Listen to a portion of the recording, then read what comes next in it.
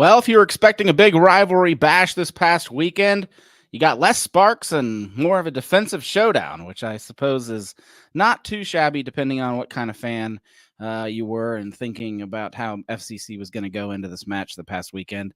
Some people thought we were going to get blown out. I saw some 4-0 crew predictions right before this match, and the lineups came out. Missing two center backs is a hard thing to overcome, but then there were others, of course, that thought Acosta could carry the match with his healthy feet. It's been a bit since we've seen that overall. I think what we got was a match where neither team could make the correct move to get on the scoreboard. Everybody looking for that one perfect shot or one mistake, and it never quite came. It did have the feel of kind of a different feel than most of the Hell is Real matches I've seen. And then a couple neutral MLS fans go, "What? This is a rivalry you promised us." Now we're just looking at a defensive game. We did get a couple Celentano highlights out of the match, though, and one heck of a display by FCC fans, of course. I always appreciate it when Cincinnati busts out all the good fireworks and flames to hype things up right before a big match. Let's fire things up here, though, in the Cincy CST studios. I'm Boston Brazel, joined tonight by Brian Weigel, Justin Blair, and Brian Biedenbach. You are listening to Cincinnati Soccer Talk, either live on Monday night or via the podcast airwaves. Either way, we are excited to have you with us. Our show is, of course, sponsored by Apollo Home. We'll jump into a little bit more of that later. But first, let's get the guys in here. First up, we'll bring in Brian Biedenbach. Changed it up there. How you doing, my friend? I'm doing well. I'm getting used to being called on first here. So yeah, doing well, man. I wasn't sure I was going to make it tonight. We had a long night on the soccer field where I coach. So I'm just glad to roll in here at the last second. So yeah, we appreciate it. I want to say Brian Weigel, but I know he's probably not prepared. He needs to give him the extra time. And so, that's why we appreciate you always being on top of your game, even when you're late. Well, happy to be here. Thanks for having me. Well, since you're talking, why don't we just get your best and the worst out of the way? Yeah, absolutely. Gosh, I got to say, we had Dallas J on last week, if you heard last week's episode, and we talked a lot about Celentano and his dip in performance that we've seen this season compared to last season, even the beginning of the season. And I'll tell you what, Celentano showed up this week with some big time saves. So he was my best with the two saves one-on-one there, keeping us in the match was fantastic. So I got to give it up my best to Roman Celentano tonight. And I guess my worst, I think stuff is coming, like the chemistry is coming up top with Kelsey and Giacchini, and it was Lucho's first time out there with the two of them, I think. And I guess my worst is just we're running out of time. We're running out of time for that trio to build some chemistry. So I don't know, with Assad back, we push one of, Kubo or Shano up and get some of that up. But so it's not something that really happened that was really bad this last week, but I'm just looking to the future and going, man, I hope we got some time to build. It could be something special, but I'm not seeing it just yet. Mm-hmm. Yeah, one play comes to mind. That sweet pass that Giacchini made for Lucho, and he didn't make the run. Yep, So that was the goalie match right there. If it would have happened. But yeah, chemistry 100%. I totally agree with your point there. All right, next up, Justin Blair. First, give us how is the weekend in Kentucky? Oh, it was great. My wife finally came home from her trip in Utah, and so finally I got a little bit of time away from the kids for a minute. Got to watch a little bit of some soccer. I got to watch a little bit of Lexington SC. They're kicking off a new stadium. Their men's team got to play in it, so it was a lot of fun, just relaxing, watching some sports. Did you get a chance to go? I didn't get a chance to see. Was it successful? I know I've heard things about they're not going to be able to fill that stadium, some pessimism, and then I've heard some people saying it's great that there's another soccer stadium in our region. So, yes, the stadium is very nice. The facilities are all there, but I think it's going to take a little bit of time for Lexingtonians to come around to that club. I think their women's team match, the inaugural match, I think it got 3,500, which is not bad. It's a 7,500 stadium, so kind of was pretty obvious that it was pretty sparsely populated. Yeah. I mean, I wish them the best, but absolutely. I mean, as we found out here when we were going through our stadium troubles, and I remember a lot of us, me included, said, let's just build a stadium wherever. Who cares if it's in a crappy spot? The most important thing is that we give our team a stadium. And I am now looking back, hindsight's 2020, super grateful that we went through the terrible, painful, awful process that we went through, because boy, I don't want the stadium in any other location personally. Love it. Absolutely not. And you see someone like Lexington. I mean, your first, I don't care if it's men's or women's. I think the women's technically opened it and then the men followed them.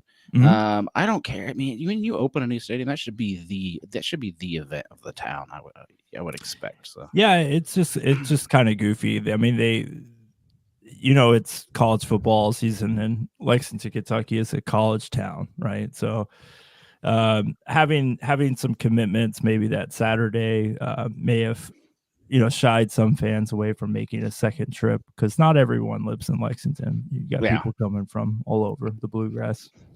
I'm gonna have to get down there and check it out. I got a couple friends that we like seem to always end up going to minor league games together and stuff like that. So I'll give it a run. Don't say minor leagues. Yeah, they did get the bump up to USL Championship. Oh yeah, for next year. Yeah. Yes, the pyramid's working, guys. Yeah, live and well. Yeah, they bought their way up just like the American way.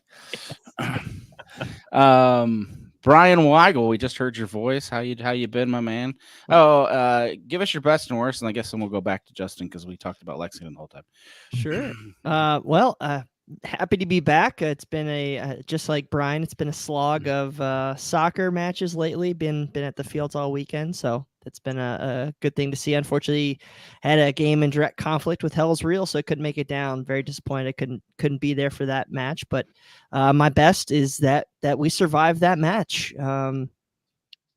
While we didn't look deadly, I think, if you just be like a paper guy and look, XG 0.24, whatever, well, call back the Lucho goal on the offsides. I still think we're ironing things out, and I think we'll be all right. But anytime you can beat a team with that firepower, regardless if it's home or away, is good. And I think, if you look at how Buka and Obi patrolled that midfield, I've hope that or a reason to be optimistic that I think we can still compete into the playoffs, and we're competing 0-0 versus the best, if not second best team in Major League Soccer, and we are still not clicking. So, always looking to be optimistic there. My worst, Lucha was back. And I guess to Brian's point, his attacking chemistry buddies, we'll call them, were the wingbacks instead of his strike force partner. So I am a little worried that there's going to be disconnect, and it's going to take a little bit of time for Lucho to gel with Nico and with Kelsey. But maybe we can still iron some things out, get Assad back in 90-minute form, and then maybe we can bring Kuba off the bench and be that sub striker. And maybe we can create some more things offensively. So I know we had guys suspended this weekend, and I know we had to put people in positions that they're not great at, but I just kind of want to see us put Lucho in the best spot to succeed versus trying to, ensure Kelsey or Giacchini, who are short-term fixes, be the solution, because they're not going to be here in 2025. Yeah, that's a good point. All right, Justin, back to you. Yeah, I'm going to go with the best, probably that Tifo. The Tifo was pretty sick. I mean, the Forge and, the supporter groups, they do such a fantastic job with those Tifos. If you ever get a chance to go out there, follow FCC Forge on Twitter and Facebook, and it's a blast to do those projects. And it's also, the product is amazing. Can I ask a question about that? Sure. And I don't know if you were there or Boston, whoever can answer this question. When that card trick went up, did that section of the stadium get noticeably more quiet at all? Or was the vibe still pretty loud? No, it was loud, but the stadium was already rocking Was it? because of the club. I mean, it's the first time I've ever heard the announcer say, "Let's give them hell." Oh, I love the tifo. I am so against card stunts where I want our supporters to be clapping. Visually, it looked amazing, but that's why I was wondering because I've been to so many games where things are going crazy, things are rocking, then they pull a card stunt like that, and the whole place gets quiet, and you're just like, okay, well, this just kills everything. So. That's what I was wondering. I unfortunately, I wasn't there, but it did look just visually amazing. I think the difference was usually it's just the Bailey and like parts of the stadium on their feet, going clapping before the stadium. But they had everything so hyped up this time that the entire 26,000 was clapping and standing. So it made up for whatever normally you have. And then to add to your point, Justin, I looked at it. I was like, man, that's cool. I noticed like one Easter egg right off the bat. I heard that there's several in there. But when I went online later and I saw Portland and Seattle fans raving how good our tifo was, it made me realize like I'm not really appreciating this because those are some of the best tifo creators in the entire league. So I went back on the computer, which got a bigger screen, and zoomed in. Holy crap, that thing is insanely artistic. Have you guys got like up close to that thing? Not that close. I got enough close. I've not seen it up close, but it looked amazing from what I saw. No, zoom in, give it a look next time. Like it is downright impressive. Back when my day, when you would go make a tifo, it was paint by numbers. They actually have a little bit more creativity than paint by numbers at this point because they have colors bleeding into colors and it is no longer just to stay in your lines type of thing. That's me and Brian met back in the day. That was when it was easy mode. Yeah. Yeah. It's really unique how they do it. They stencil it out. So like if you have kids that want to do it and stuff like that, go down there, have fun with it because they'll let the kids paint on it and stuff like that, and then they always have like a group of people that come back, like they'll tell you the whole time, don't worry about it, if there's spots that don't look perfect, we'll go back and we'll touch it up. So they really do, they have like legitimate artists that do these things. They design it and they go back out and paint it. It's incredible. Yeah, getting up close, seeing like the dragon standing on the pile of hard hats and like all of the color mixtures with the fire melting the crew kitten is pretty good. Pretty cool. All right. Well, it's good to have you, Justin and Brian. Appreciate it. And I appreciate you sticking in there listening to our super slow intro, but we have all kinds of fun stuff to talk about today. My best was definitely the fans showing up and showing out. I didn't, there obviously were Columbus fans. You heard them a little bit at the beginning of the game, but either they quieted down or we just kept making noise, and it didn't feel like, there was too many yellows in the stadium by sound anyway. And it was a fun one to be at, even though it's 0-0. And I'm sure it wasn't the best game for neutral fans, but I felt, especially at times in that match, on the edge of my seat. And it was a thrilling 0-0 for me personally. I saw some good best and worst on here. Rupesh saying the best FCC2 clinching their first playoff berth. Worst not offense, not putting the ball back in the back of the net. I think not only did FCC2 beat the Crew, but aren't they on top of the standings now? So if they win out, don't quote me on this, but they're whatever, in the East, top of the East. There's third top of the East. Okay, so is there a chance they can pull whatever the Shield equivalent is? It would take something special because they have 3 remaining matches, and that's a potential of 9 points, and they're currently 6 points behind both North Texas, and I think they're 4 points behind St. Louis too. So okay, but definitely a big threat going to the playoffs. And definitely. You're looking at a. I have a coworker that goes and watches FCC2 every match and sometimes makes it to FCC. So they have their own fan base that's growing, and they're sold out games. You have to fight to get tickets at this point to watch absolutely FCC2, which is crazy. And particularly when you consider like the run of the form at the beginning of the season, like it's incredible in their first place because they were basement, just like they were in the previous seasons. And then somewhere around June, like the light switched on and they've been rolling, man. Mm-hmm. Jay Yates giving some love out to the Manu Ledesma sword raise. Awesome to give him. He finally got his homecoming. We've known he's worked for the club now for a month or two, but he finally got his homecoming announcement to the fans, and they officially let everybody know he was going to be a part of the club. And he the best thing about Manu is he just genuinely loves FC Cincinnati, and it showed. It was probably the most genuine I'm happy to be here sword pull I've seen. Like he was grinning ear to ear, and it was kind of cool. It was awesome to see. All right, guys, we'll get into it. First off, let's give a big shout to our friends at Apollo Home. If you have HVAC, plumbing, or electrical needs, reach out to them. They've been serving greater in Cincinnati and southern Dayton areas for over 110 years. We would love to help you with anything you need. We appreciate them for being such awesome sponsors of Cincinnati Soccer Talk. All right, let's talk a little bit about Hell is Real. Starting 11 comes out. We don't have two center backs. I guess first off, are you guys happy with the lineup? What Pat decided to roll out here?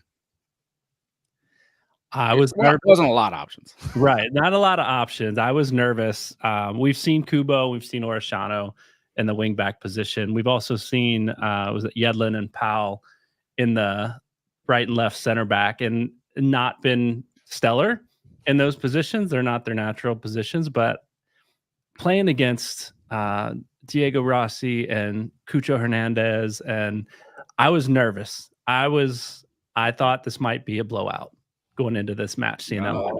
So in my intro, you were the first type of fan I was talking about. I was nervous, man. I was nervous. Yeah, a little bit of an intimidating factor. Rossi's been on a tear. Cucho is always Cucho.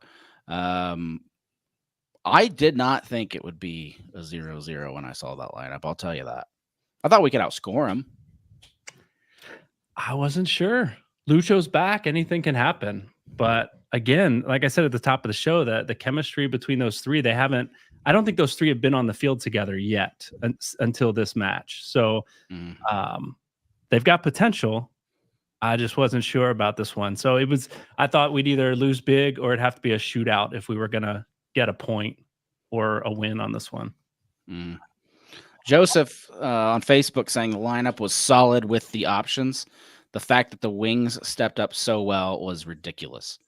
A lot of credit going out, really to people that are playing out of position. Justin, what's your thoughts on the matter? Yeah, I think that was probably what caught my eye the most. Was I think we were all sitting there looking at Yedlin and Powell and saying, okay, how's this going to work? I mean, they played plenty of center back this season, both of them.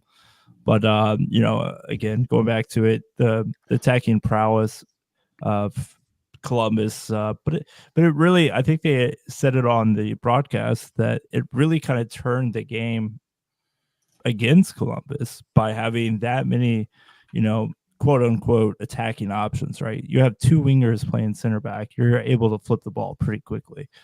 And I think that Columbus was just completely startled. They didn't know exactly how to attack it. I think, as you saw in the game as it went on, seeing Rossi kind of get lost in space, and then Cucho Hernandez obviously missing a couple of those, sitters in most people's minds. So it really befuddled them, and I think that may have been the perfect scenario for FC Cincinnati given the lineup. We joked last week about Keller being on the outs and Agato leapfrogging him in the lineup.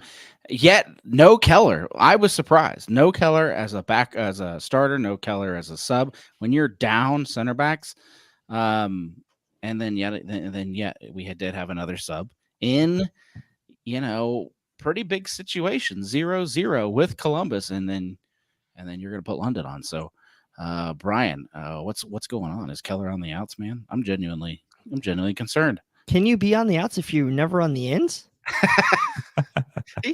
He started games at points. I mean, no Brett Halsey in the lamp at all. Come on now, fellas. Let's go. Jeez Louise. No true. Well, I don't even know if he's left back or right back or indifferent. You know, if you look at how we played and how Waziam was so poised back there, I think he kind of set the tone for Powell and for Yedlin and kept everybody organized. And I know we've knocked him a little bit and they kind of moved him out to the right or left. They moved him off that center role, put Miles in there.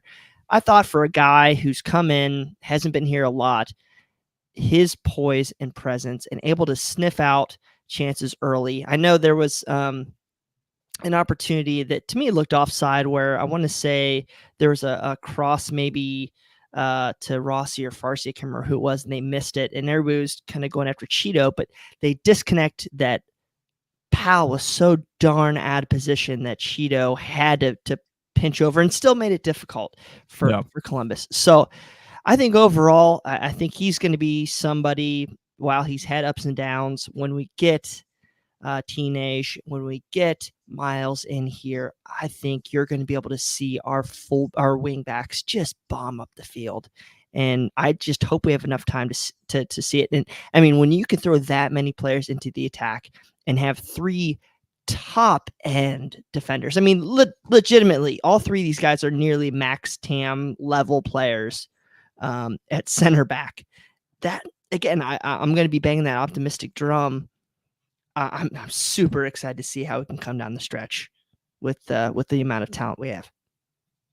Feels good to have Teenage with the team finally. You know, visa issues. Is it Teenage or Teenage? I always get yelled at. Teenage, baby. Teenage. Well, I'm from Ohio, and I can just say what I want. So Teenage. It's French. I did my homework for once. I love that. Oh, it's Teenage. I'm gonna totally. I just can't wait for the first time they announce the starting lineup and they go,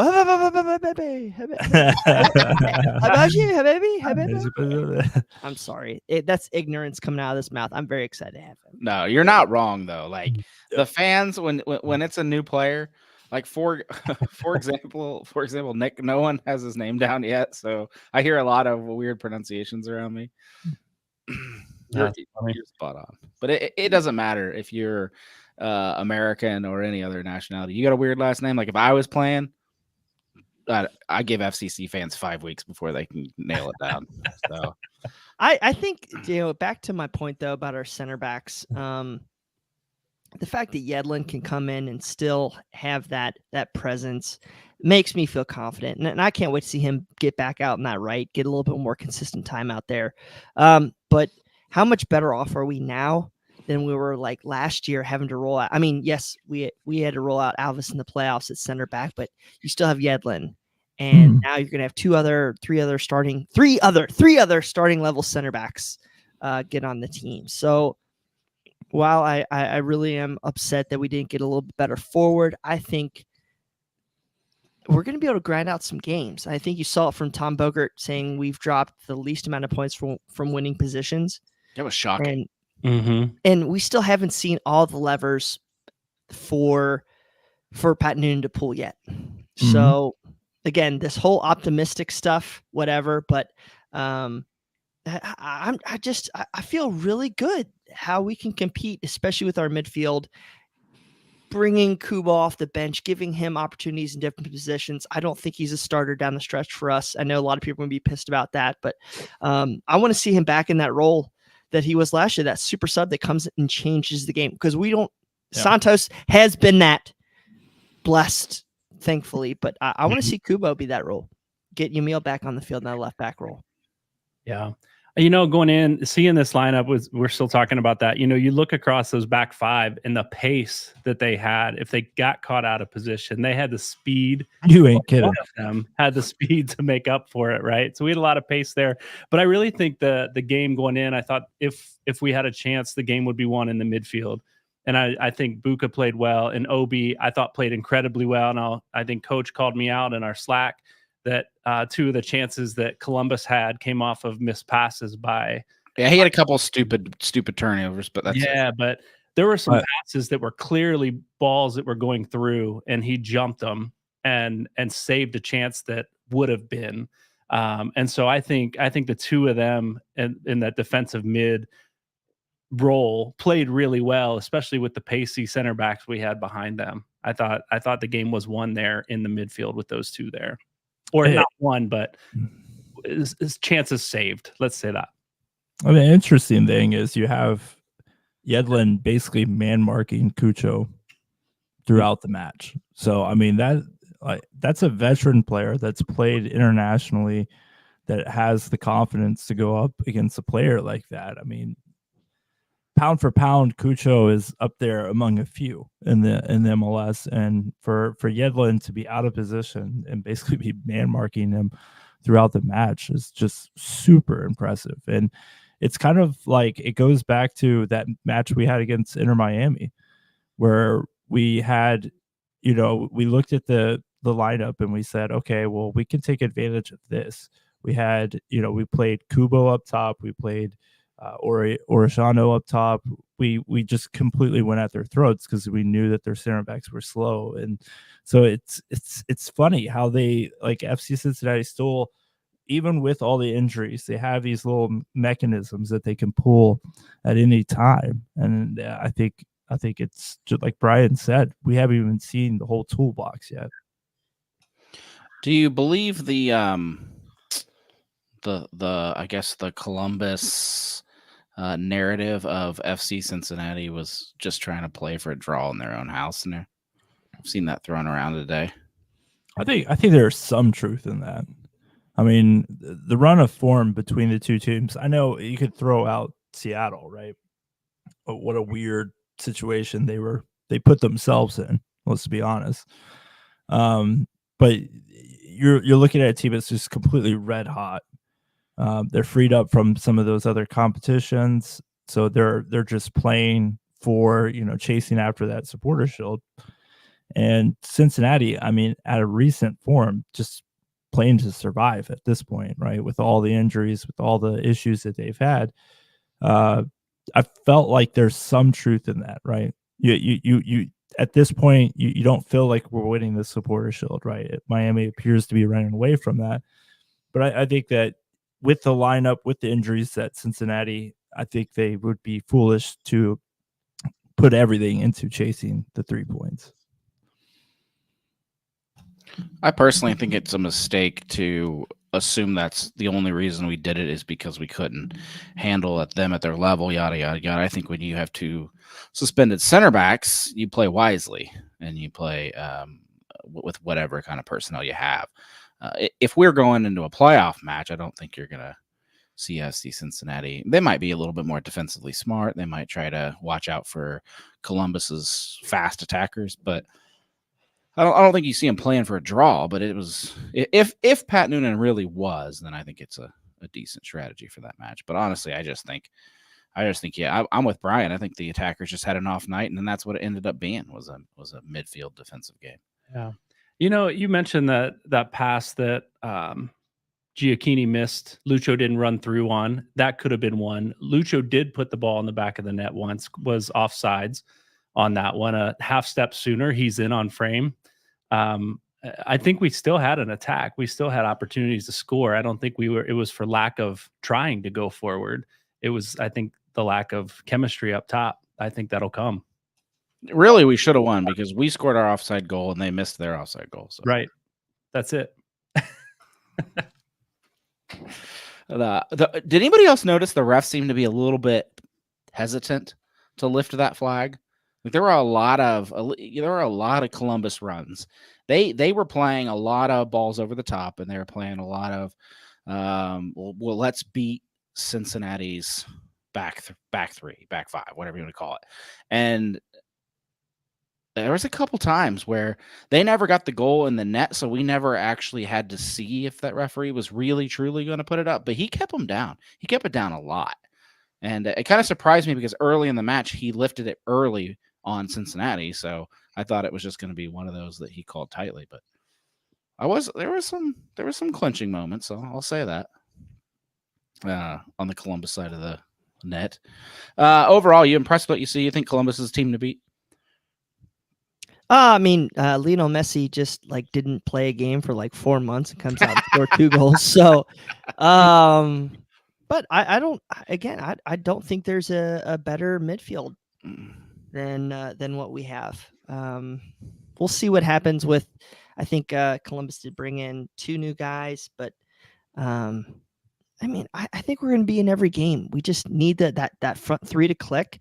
And the one thing I just pray, even though I'm going to contradict myself what I said like a couple minutes ago,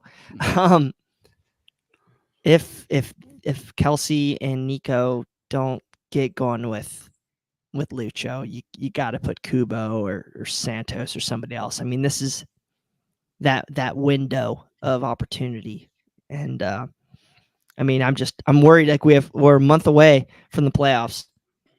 I mean, a little bit over a month, like Thursday, wherever it is the final regular season game. So, we're gonna have a quick slate of games here to pick up some points and pad hopefully our second place spot in that East.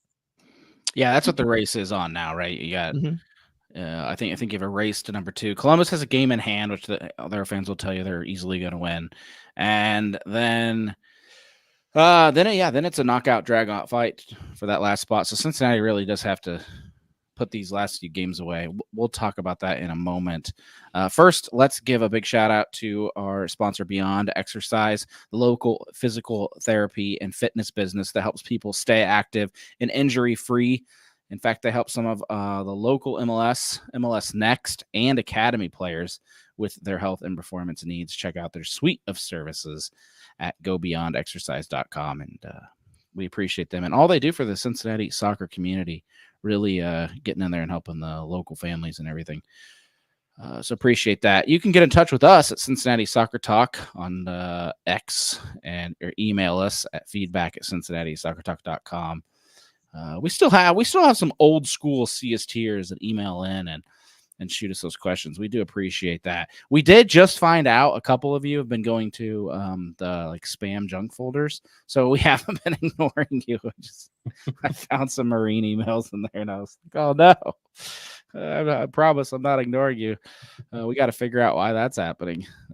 So no, thanks for sending those in as always, and we love reading them, and it gives us ideas for our show. If you ever want us to talk about anything, bring it up on here. Well, we talked about the U.S. men's match last week, so we don't have to get into that. We talked a little bit about Bupenza last week, but we finally know the result. We finally know the Romania-Egypt result. Bupenza did not go to Egypt. He went to Romania after one club announces him, and he ends up at a different club. So Bupenza still Bupenza. Yeah, never a dull moment. I would just say that Zamalek, you dodged a bullet there, but also, man, I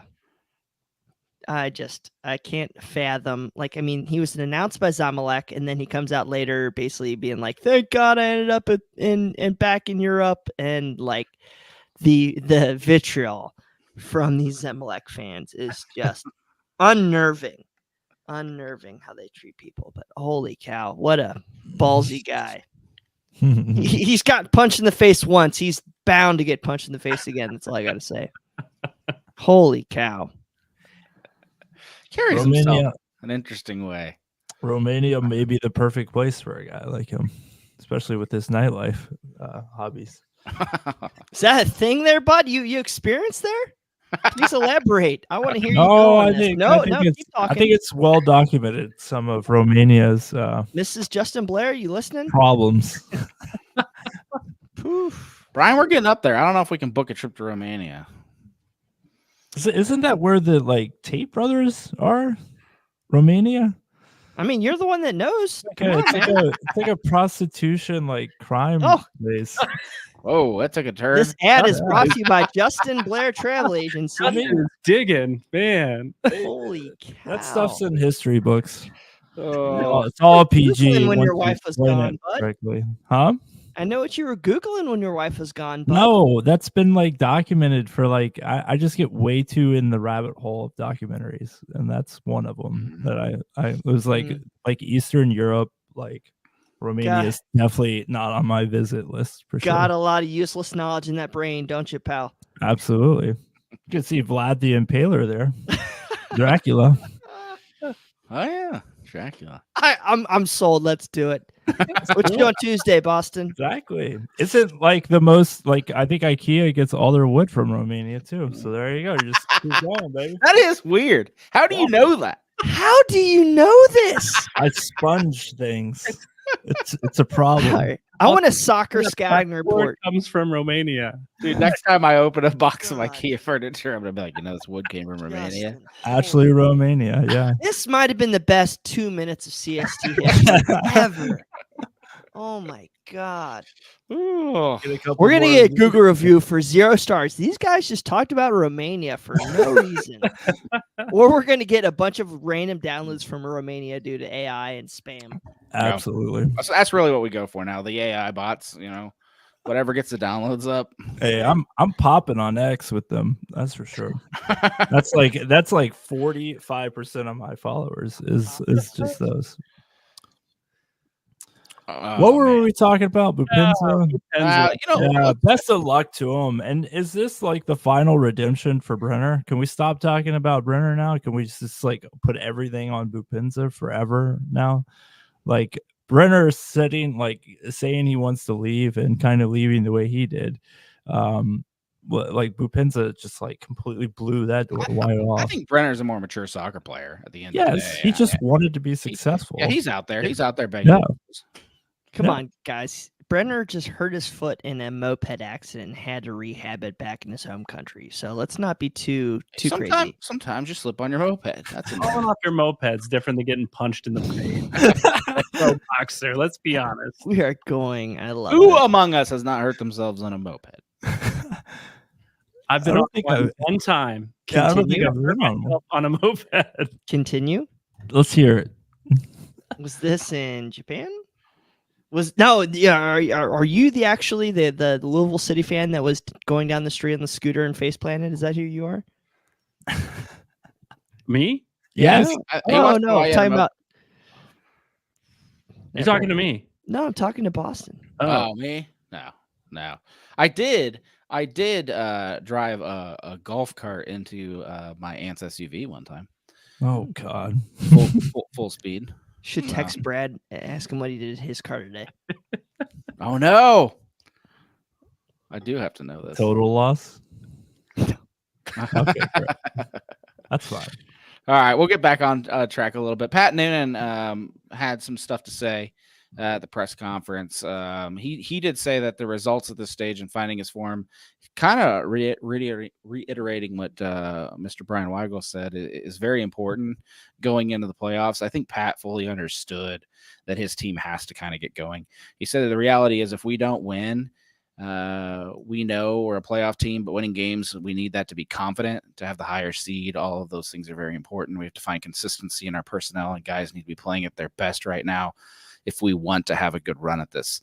There's plenty of things just to go over from our last game to see how we can improve certain aspects of our game to be more consistent. So it just seems like that's going to be the big push. Is you guys got to be consistent. You got to find your rhythm. If you don't, you have no chance in Major League Soccer playoffs, because that's all about the team that gets hot. So there's still time. There's still time for FCC to get hot. But I'm kind of glad we got a coach that gets it, though. He gets how this works. We don't have a coach that's like, we'll figure it out. Yeah, and we kind of forget that Pat. I mean, this is just his third, fourth season at FC Cincinnati. This is third season at FCC, and first time head coach. And I mean, last year we kind of were chasing the Schilt toward the end there, and may have blown a few tires on the way to the playoffs. So. Maybe it's just a little bit of maturing in the situation that he took that lesson from last year that, the teams that got hot late were the teams that went the furthest, right? Not that FC Cincinnati did horrible last year, but I think lessons were learned, right? Let's make sure that we're right. And of course, for the first time under Pat Noonan, the injury bug really hit us hard this year. So hopefully it just getting all those pieces back, along with, you're never going to be able to replace Matt Miazga and what he means to this team, but being able to fill in, those positions and get in a hot form right before the playoffs, I think Pat's well on his way. Yeah, I think one thing he does well, and I think we talked about this maybe even the beginning of last season or mid last season, is getting players in the rotation early. Last year we saw Pinto a lot. This year we obviously have not. He was injured early, but getting even players like Kubo and Orishano in different spots on the pitch, getting Valenzuela some time early on as a starter and even as a sub, I think just builds experience and confidence that guys that you're not throwing them in cold. You may have to throw them into a different spot than they're comfortable playing.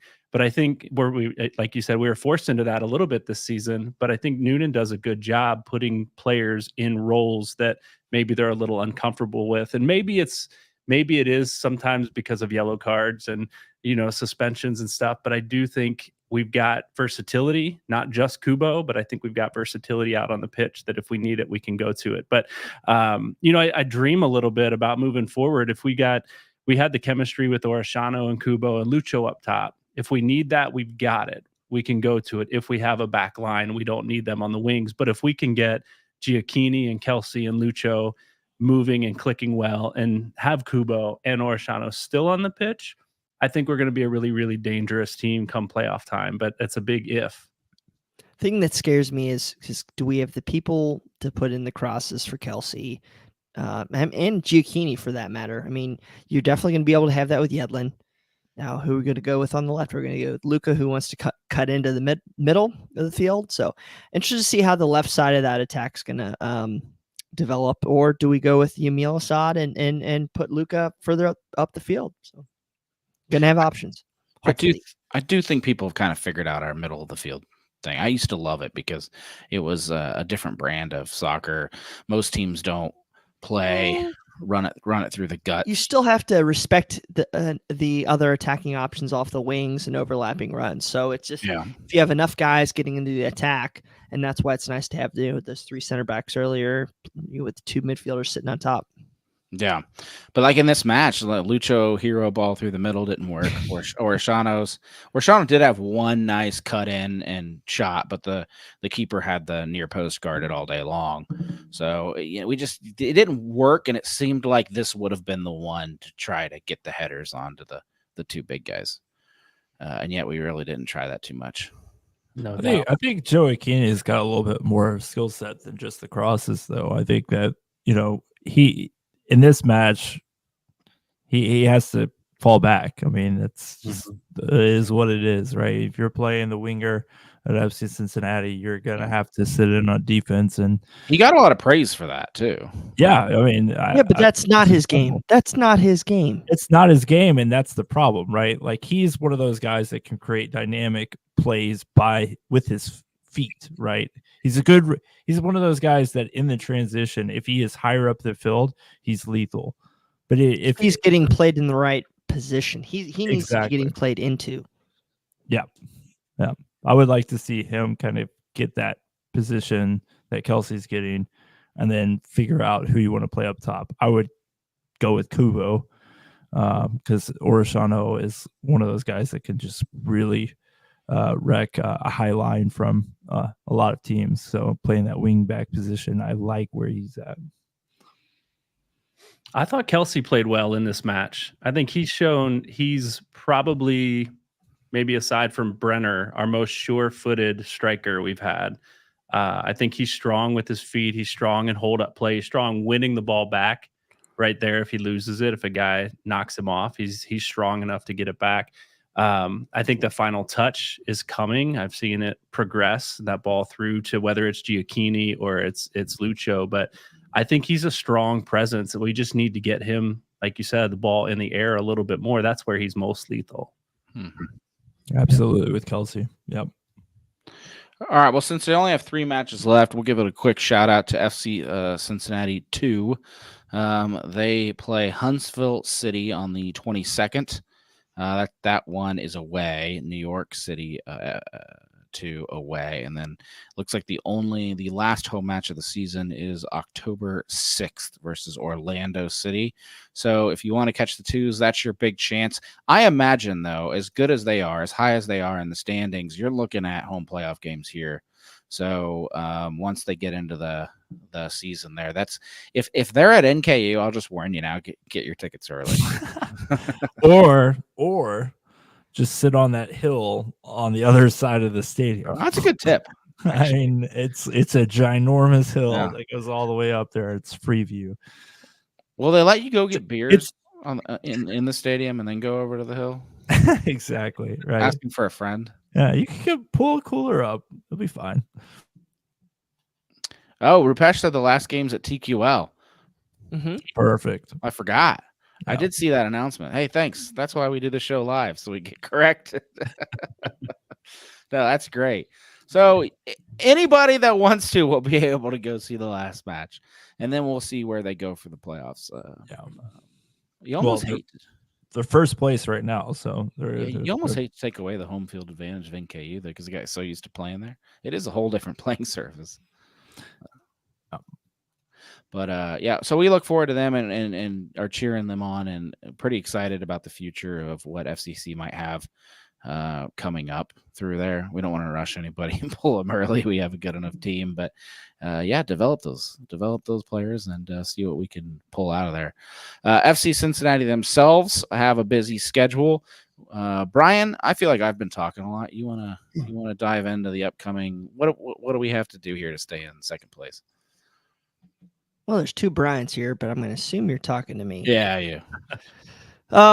Well, I think what are we 2 points above Columbus at this moment.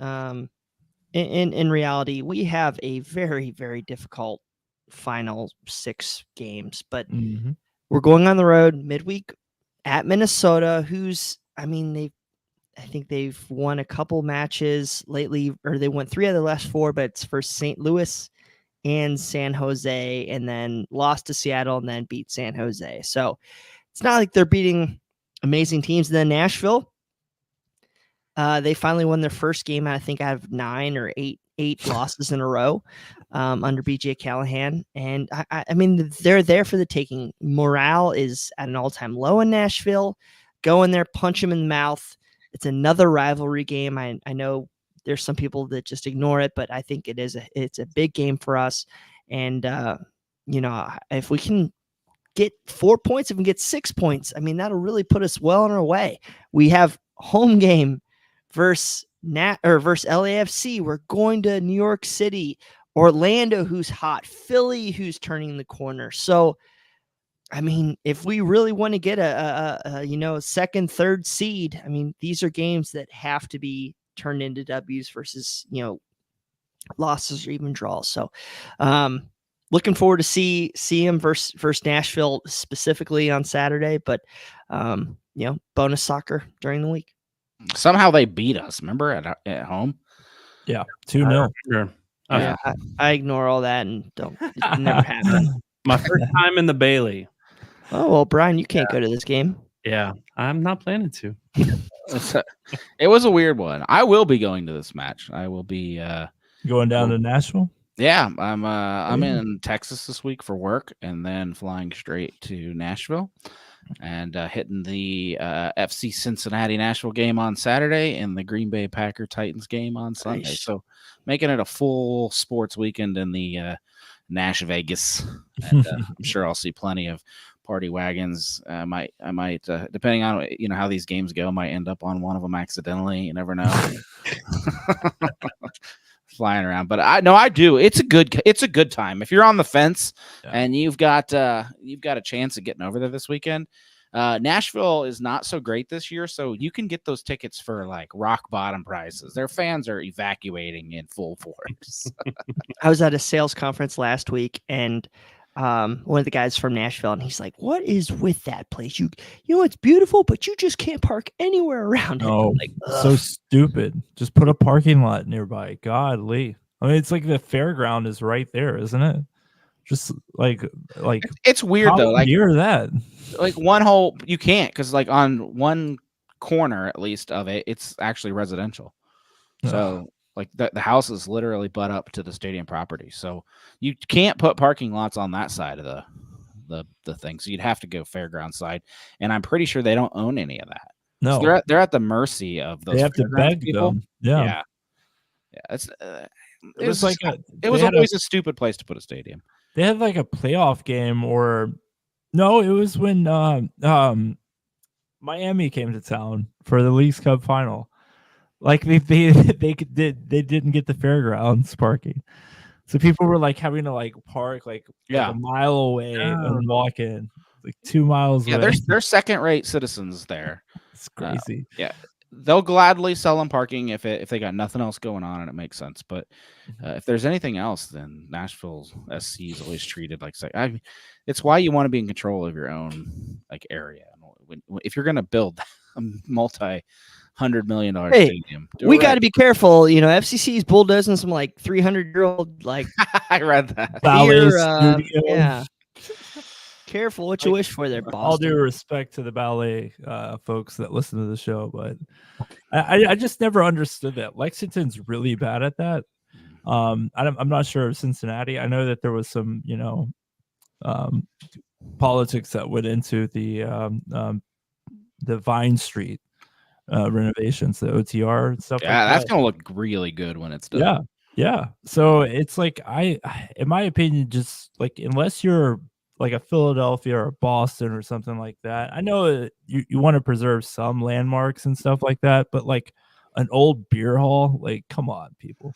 Well, like, most of them are already buried or collapsed. They don't even know the state of them. I think there's only one of them that's probably worth saving. The ballet was sitting on top of the one, zero access.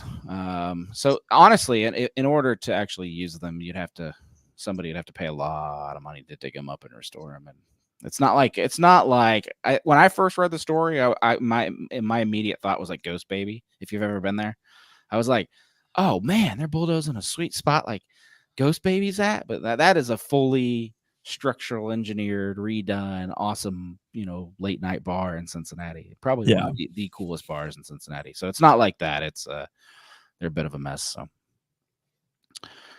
if Duke is not running power lines through them like the old subway tunnels, they can't.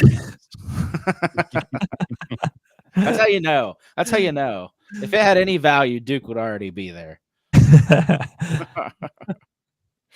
All right, guys. Is there? And thanks, Brian, for that, letting us know what's on the horizon. I agree with you. I think both those games are winnable. I think FC Cincinnati should theoretically, with their talent, if they're playing good, they should win until they get to LA, and then we'll find out what we're made of when LA comes to town. Did Carlos Vela come out of semi-retirement to sign again? Yeah.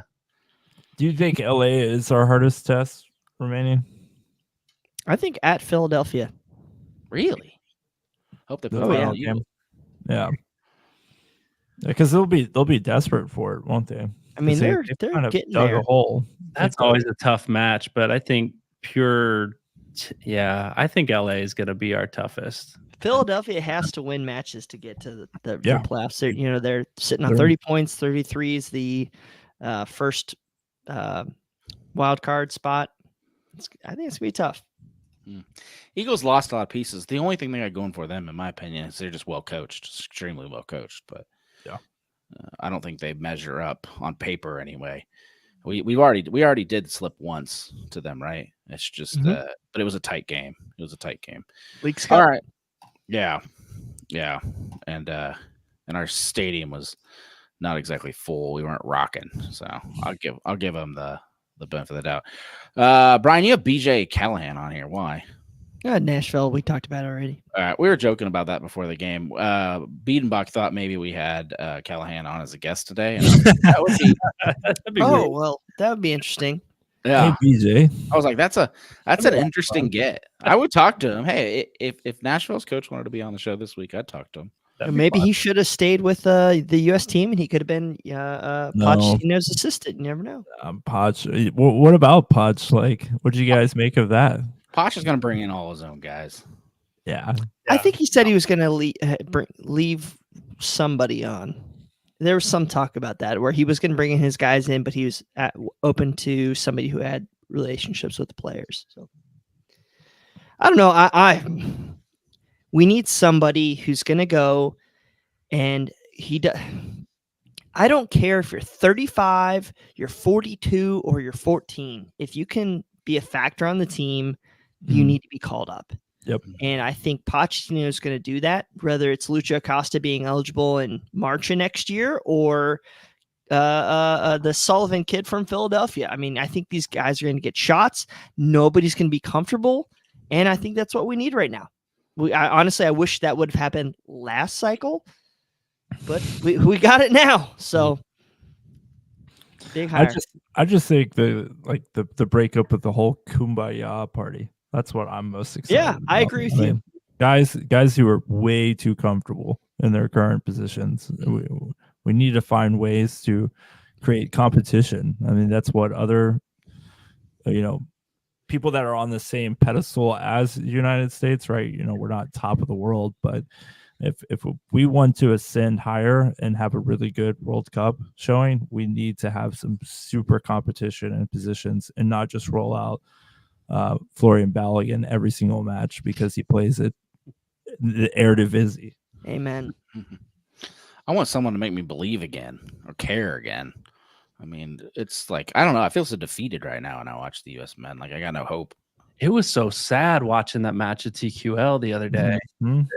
Half full stadium, hardly anybody in the Bailey. Like that was painful. I was there. I was going to write an article about it, but I was like, Jesus Christ, like this is painful to write because forgive me. But I mean, it was just like there was nothing there at all. Like no one wanted to be there. The fans didn't want to be there. The players didn't want to be there. The coaches, they broke the news like literally minutes before the kickoff or like an hour before the kickoff, which was, in my opinion, a very stupid decision. Like, yeah, like what are we supposed to do with that? Yeah, and how is anyone supposed to react in time? Like, say you were to get excited about it, like yeah, and the players not buying your tickets now. The players too, like your players are now like getting this news, and they're getting blown up from different people that are in their ear and stuff like that. So this is, what a weird situation. Yeah. Jose echoing it on Facebook saying, I was there. The players seem to be going through the motions. I think the fans are going through the motions. Like it was in New Zealand. Let's go through the motions. They tied New Zealand. God. Yeah. Seriously. We have more value in Pulisic than they do in their whole nation of footballers. But I reminded a few folks in the press box, they did advance. Didn't they? Yeah, they came in knockout game. They came in third place in the World Cup. Third place in the world. Third place in the group, Brian. If it mattered, somebody makes a round. New Zealand made the World Cup. Holy crap! In 2010, because they beat Peru, didn't they? Yeah, but they finished top. They finished ahead of Italy in their group in 2010, I believe it was. I do think we play better. Ties. Okay, so they made it in 2010, not 2022. Yeah. Got it. Yeah. So they're the best ever, and we should. Were you guys disappointed that they didn't do the Haka thing? Oh, they didn't, huh? That's BS. They should give us our money, whatever we paid them, because they didn't do that. I think it's a different energy when you got like a 5'3", like 120-pound, striker over there doing the Haka. It's very different than those like big like football players and rugby players. You know what I mean? That's my 2 cents. I hate the Haka. I could go on and on about it. Have you seen Next Goal Wins? Next Goal Wins? Gotta see it. Gotta I'll check it out. Google it. Thomas Rongen. No, you've lost me now.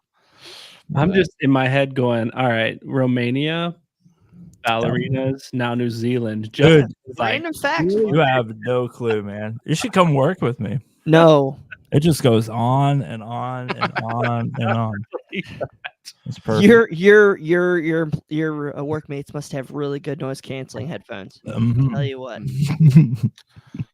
You should try Jeopardy, man. Good.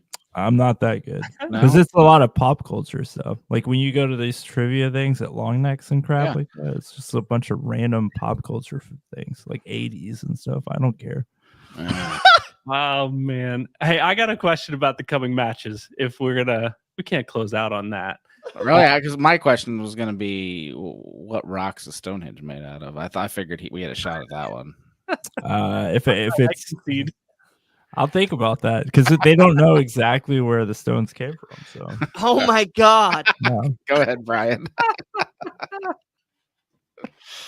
Oh man, I'm curious when we see what we see on our back line in the next two matches. We've got Murphy and Robinson coming back, and we've got Hidabi hasn't made his debut yet. Yeah, that'll be soon. We've got Awazium playing well. Mm-hmm. What do you think we see in the next two matches this week? What lineup we see across the back? That's a good one. Thanks for bringing us back. Yeah. I think it goes back to standard, right? I think you just go well, that's the thing. Like Awazium's a lock. I think. Yeah, I think Center position, or do you see Robinson back there? No, it's definitely Cheeto in the center, and then you have Miles Robinson. Put money on that. I'll put money on that. That's what it was. I'll put money on that right now. That's what it was before. Robinson was not center. Last game. No, he got moved to center like the 2 games before he got suspended. He did. Yeah. And that's the right move, in my opinion. Robinson will be the center. All right, so we have a friendly wager here. Well, you're all witnesses. All right, Brian says Robinson in the middle. Yeah. So the question for me is, in my scenario, or the correct scenario, do you put Robinson back on the left like you did that last game? I know that's the goofy thing. You have 2 left-footed center backs. Exactly. No. I know. So wasn't Dom Kinnear the head coach in that match? So maybe that had something to do with it. That had nothing to do with it. It had something to do with it. That was up in the press box or something I saw. I think Awazium's best there, and Robinson on the right is what I think. Yeah. Yeah, kind of back to the stand. On the left. I don't know where we see Hidabi. Maybe he comes in late. Yeah, he won't be starting this one. Maybe not Minnesota, but he'll be. Maybe he might get a shot against Nashville. But you got to give that guy a couple minutes. Yeah. Yeah, I had someone who swore he would play this week, and I was like, no, there's no way. 14-hour flight or whatever it was. No way. A long one. Does anybody see him playing, out of that position? Like playing like a wingback position? How fast is he? He's pretty fast. He looks quick. Yeah. Highlights show him scoring all kinds of goals. If wingbacks can play center back, then why can't center backs play wingback? I don't know that he's a wingback. Yeah. I think he's a fast center back. Yeah. Do you guys also realize we're like 1-3-1 against Minnesota? Yeah. Oh. We never play them well. Yeah. No. I don't think we play them that well at their place at all. Cincinnati's worst loss, right? It is. Minnesota. That is one of my must-see stadiums that I never. It seems like every year that every time we play there, it falls on the wrong week. I want to get there so bad. And why does it have to be a Wednesday? I don't know. Flip these. I've been in Nashville. No. Nashville has to be on a weekend. No, we've had this discussion. No. Man, but I want to go to that stadium. It's pretty sick. It's probably the one that closest resembles ours. Give us New York Red Bulls in Minnesota as our Wednesday games, and I'm cool. It's Allianz Field. Is that what it's called? Yeah. It lights up pretty cool. In St. Paul, Minnesota. Yeah. And definitely wants to be. Is that the equivalent of the Columbus Fairgrounds? What, St. Paul? The whole city?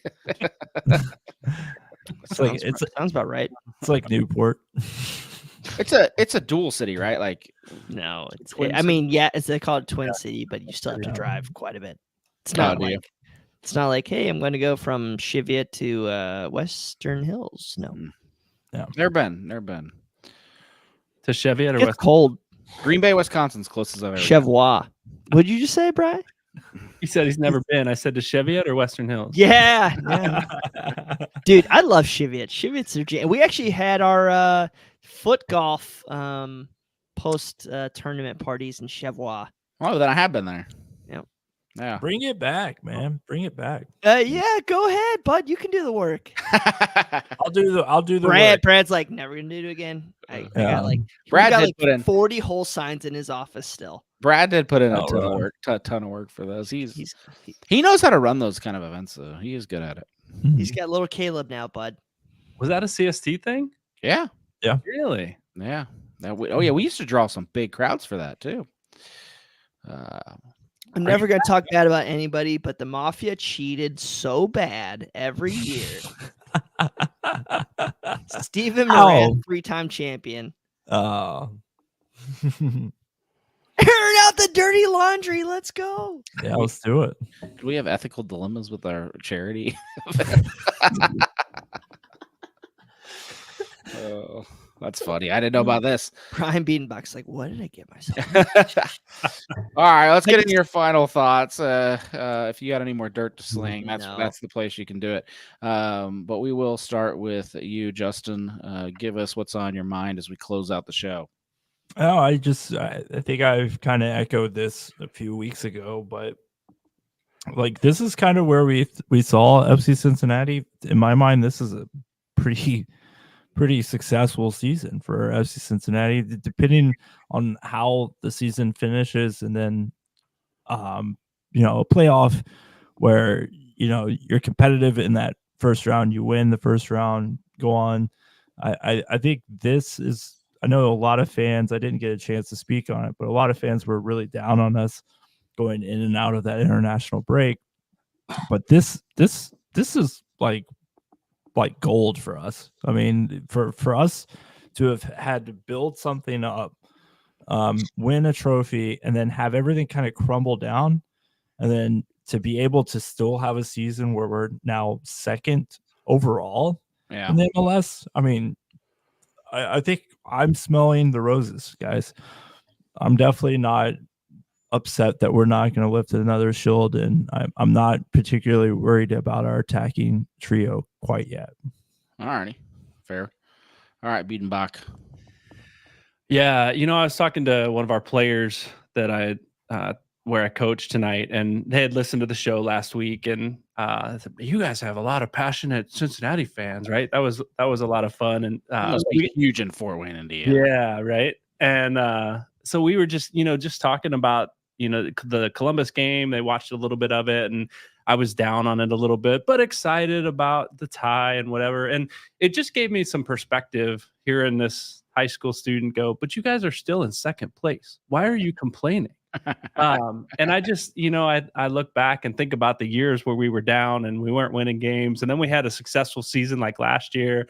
And it's still an incredibly successful season this year, but with all the adversity, I do think we're in a good spot. I think we've faced a lot of adversity. We've got a lot of guys in rotation playing in different positions that are getting some experience, and we've got a lot to celebrate. And maybe we get a little nitpicky sometimes, but I do think we've got a shot at getting hot here in the last several matches, and I'm looking forward to that. So thank you, Max, for giving me some perspective about the team that I follow. Nice. All right, Weigel, you're last. Man, I was just gonna say, don't take this all for granted, because it's still amazing. So I'm gonna echo Brian's point, but yeah, I mean it's been fun. We had a 4-game losing streak that I think just killed the morale of a lot of people, but I think we'll be all right. Just trust in Lucho, baby. That's always a good advice. he will bust back out when you least expect it, and then he'll be good to go. He will. Yeah, I'm with you there. Oh, right. Well, I am excited to actually get fired up about soccer again, because you had the Leagues Cup break, and then we had this weird 2-week break we just had, and so I feel like Hell is Real was the best. Kick me in the pants. Now it's time. This to me is now the stretch. Hell is Real. All these breaks are over with. We can just launch into postseason, and I'm ready for it. So I'm excited about. What are you wagging your finger for? No, there's another international break. the game before the end of the season. Yeah, kind of. But I feel like I mean, personally, my mind switched over. Right. I really got laid up because we got knocked out of Leagues Cup early. I just kind of, I got like funked out. I guess I just started paying attention to other stuff. So I still went to the games, but I'm ready to be back. I'm ready to be totally back feel you, man. and dialed in now. So let's cheer this team on, and hopefully we can finish well. And it's anyone's game once we get into them MLS Cup play, and that's what we want, right? Because that's what we missed out on last year, and we're going to go for it and see what we can get. Thanks for tuning in tonight to Cincinnati Soccer Talk. We appreciate you, and we'll be back here with you next week. See you.